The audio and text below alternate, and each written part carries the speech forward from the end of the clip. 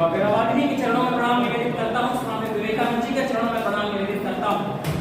अभी पक्ष में जिन्होंने अपने वक्तव्य रखे कि भारतीय ज्ञान परंपरा वर्तमान में प्रासंगिक है, मैं ये कहना चाहता हूँ, 4 पंक्तियों से अपनी शुरुआत करता हूँ कि देश प्राचीनता और इतिहास के नाम पे एक दिन मिटने की कगार पे आ जाएगा। कि देश प्राचीनता और इतिहास के नाम पे एक दिन मिटने की कगार पे आ जाएगा।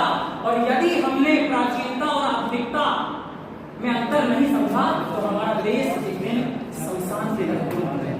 भारत देश की स्थिति निश्चय ही, मैं भारतीय ज्ञान परंपरा का विरोधी नहीं हूं, लेकिन जो आधुनिक स्थितियों में भारतीय ज्ञान परंपरा की आवश्यकता है, आधुनिक स्थितियों में भारतीय ज्ञान परंपरा की जो भूमिका है, निश्चय ही भारत सदैव सभी वस्तुओं को पूजता आया है, प्रकृति प्रेमी रहा है, लेकिन ये सत्य को नहीं झुटलाया जा सकता कि भारत देश ने जिसकी पूजा की है उसी की दुर्दशा की। भारत देश में हम गंगा को मां मानते हैं। आज मां गंगा की क्या स्थिति है?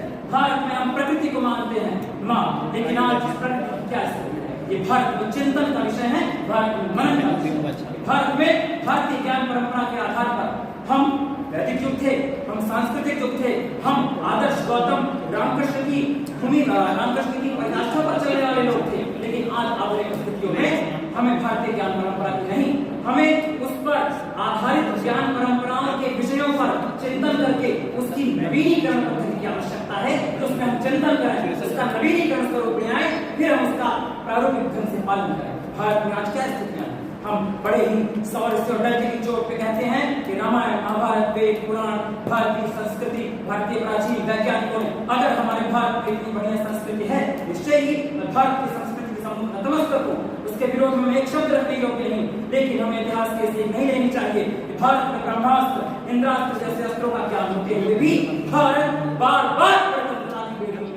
बाधा गया। भारत में बार बार आक्रांता, सब धूल, मुगल, न जाने कितने प्रकार के आक्रांता आए और भारत को स्वतंत्रता की बेड़ में उन्होंने जकड़ा, भारत का शोषण किया। क्यों? क्योंकि हमने अपनी प्राचीन गलतियों से, प्राचीन इतिहास से हमने शिक्षा नहीं ली। हमारा नालंदा विश्वविद्यालय जला दिया जाता है, फिर भी हमने उससे शिक्षा नहीं ली। हमने अपने शिक्षा व्यवस्था में आधुनिकता का प्रवेश नहीं किया। अब वर्तमान में आधुनिकता का प्रवेश हो रहा है। तो मैं इस विषय पर बिल्कुल पक्षधर हूं कि आधुनिक स्थितियों में भारतीय ज्ञान परंपरा की नहीं, अपितु आधुनिक शिक्षा पद्धति, विकासोन्मुख शिक्षा पद्धति, रोजगारोन्मुख शिक्षा पद्धति की आवश्यकता है। हम वेद पुराणों की बात करते हैं, हम वेद पुराणों में भगवान के यज्ञों, यजुर्वेद, हम आयुर्वेद की बात करते हैं, सामवेद, हम संगीत और विभिन्न प्रकार के आयामों की बात करते हैं। लेकिन आज की स्थिति क्या है? जब भारत से बाहर निकल के कोई व्यक्ति अमेरिका जाता है, संस्कृत को नासा ने, मुझे भाई साहब ने बताया कि नासा ने संस्कृत भाषा को एक विलक्षण प्रतिभा की भाषा बनाई। लेकिन भारत की स्थिति क्या है?